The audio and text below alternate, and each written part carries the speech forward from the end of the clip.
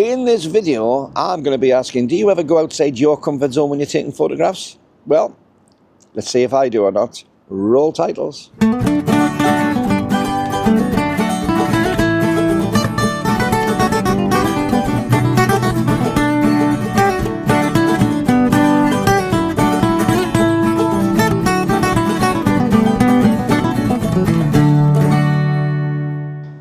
Hi YouTube, Brian James here once again, and you might have seen my last video where I took my camera out on a fixed setting, fixed aperture, fixed speed, fixed ISO, in monochrome, and used it like my old Kodak Brownie.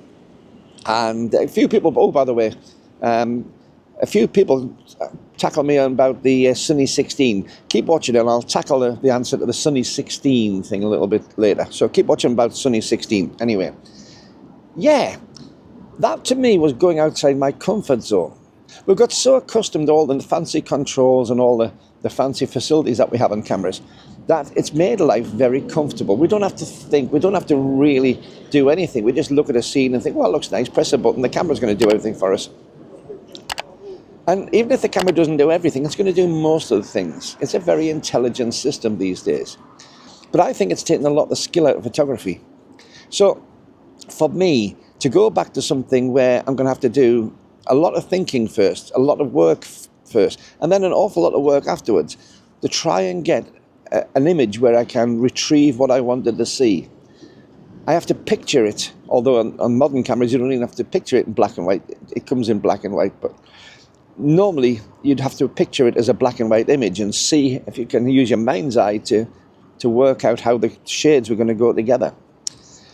But it meant I was coming out my comfort zone the other day. I had to go off and try. I had to try and I had to think and I had to take risks. I had to take a risk that the photos weren't going to come out at all. And of course, I didn't chimp. I didn't look at them afterwards. I just took them and I just went forward as if it was the box Brownie camera or the old twin lens reflex Brownie camera. I couldn't allow myself to look at the photos as I took them. I even made it so that it wouldn't immediately show me the image. You know the way that when you take a photo, it keeps the image on for a couple of seconds? I switched that off, so I couldn't even see them properly that way. I came out my comfort zone. I went and did something a little bit risky, a little bit off the wall, a little bit pushing myself.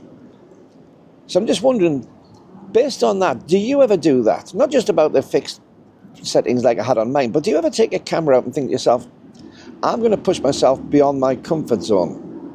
Now, it could be all sorts of things you do. It could be using the wrong focal length lens. One of the things I got asked about was the 7-18, I think it is, Olympus Pro lens. I've never used that lens. It looks a fabulous lens, but I have a 7-14 Lumix. And again, that is a great lens for me. I thoroughly enjoy it, but it's a lens which is difficult to use. There's a lot of distortion on it, which of course, being that super wide angle there is trying to fit an awful lot into a small space. And of course, when you're trying to do that, if you're taking something like landscapes, I had somebody a while back say, oh, fantastic lens for landscapes. Horrible lens for landscapes, in my opinion. It's trying to fit so much into a small frame that it just becomes cluttered, incredibly busy, incredibly lacking in detail because there's so much in there that it just merges into itself. So how do you get around that? How do you get out that comfort zone of taking a photograph of landscapes when you've been doing landscapes on, say, a 25 or a 50 or a 100mm lens? How do you get around to having good landscape shots on a 7mm? Well, sometimes it's just a case of going out and trying it. Sometimes it's a case of thinking, what am I trying to achieve? What do I want to see on this? Coming out of your comfort zone and just going for it. Now, I know that when I do things like that, I'll try and use the unusual aspects of that lens. Yes, it distorts, so why not use that distortion?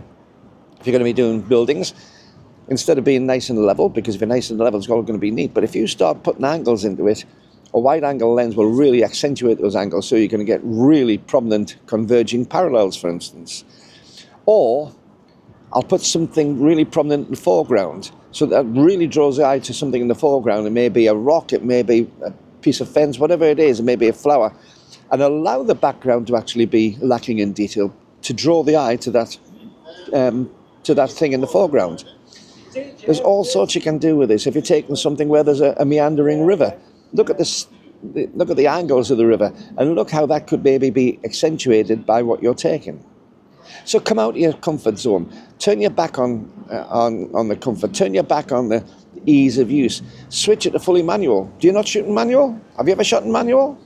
Lots of us have. Lots of us haven't. Give it a go sometime. Don't just take what's on the magazines or take what's written on the internet as the way to go. Give it a go yourself. Take it to somewhere you've never taken it before. And if it doesn't work, well, with digital cameras, that's wonderful. It doesn't cost you anything. It's just a case of wiping them and reshooting them again. So if it doesn't work, have a look at why it didn't work out why it didn't work, and go back the next time and correct those things. One, you're going to be learning some wonderful new techniques, but two, you're going to be having a lot of fun pushing yourself to your limits and hopefully beyond. Now, I used to do an awful lot of leadership with the Air Force. When I was in the Air Force, I led lots of teams, and I always found that with the right encouragement, taking people to the edge of their comfort zone, right to the edge, most people went over the edge. Most people would actually, with a little bit of encouragement, positive encouragement, they would take themselves outside the comfort zone. They would go and do something they'd never done before. And the majority of the time, they'd achieve it. Or if they didn't achieve it, they would have achieved enough to convince them it was worth keeping on trying. So become your own leader. Lead yourself to that edge of the comfort zone, and then look at something just the other side of it, and then grab for it. Go for it. Work out how you can achieve it. Work out how you can reach it, because you'll be astounded as to what you can do. There's a lot of people talk on here about professional photographers. Oh, professionals can get that shot. Professionals can do that, but I'm only an amateur. Doesn't matter. Once you've learned these skills, you can be as good as any other professional. Use your eyes and think outside the box. Now, I did say about the Sunny 16, and thanks for a few people who mentioned about the Sunny 16. And it's a great thing. Sunny 16 was, well, still is a method where you can estimate as to what's going to give you good exposure. Sit f16, all there's a standard sort of thing. And it used to, somebody pointed out, it used to come on a little piece of paper inside the box of the most roll film. Why wasn't I doing it the other day? Because, one, I was trying to make it like my Brownie twin lens reflex, where you couldn't adjust the aperture, you couldn't adjust anything except the film speed, and that was just before you started. So I deliberately didn't use the Sunny 16 on that one because it didn't have a relevance.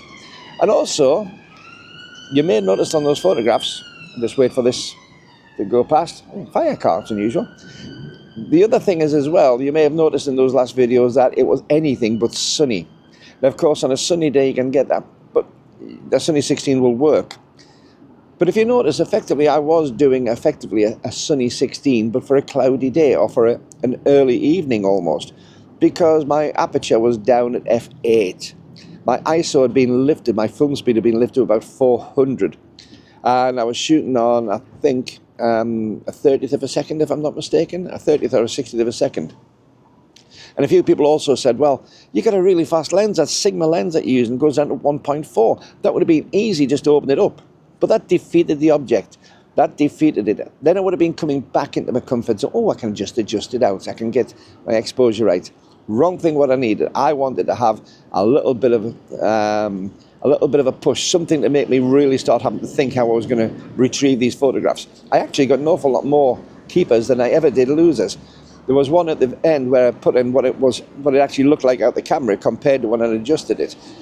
And it's amazing what you can do on these. But anyway, let me know in the comments below, because I'm really interested to know which arm is it? It's this arm, isn't it? It's this arm I'm going to do. Yeah, let me know in the comments below as to if you like going outside your comfort zone, if you ever do go outside your comfort zone, and in what way you do. Let me know in the comments below. Also, give me a like and subscribe if you're not a subscriber. I keep on saying this all the time, but over half the people who watch my videos aren't subscribers, and it doesn't cost you a penny to do, but it makes such a big difference to the channel. Anyway, until the next time, this is Brian James saying thank you to all my Patreon patrons, these wonderful people here. Here, it's close enough, whichever side it's on. And keep an eye out for these videos and links. If you want to have a look at my other channels or my videos I'm doing, have a look through these links. Until the next time, Bye-bye, and keep on enjoying yourself and keep on going outside your comfort zone. Have fun. Bye-bye.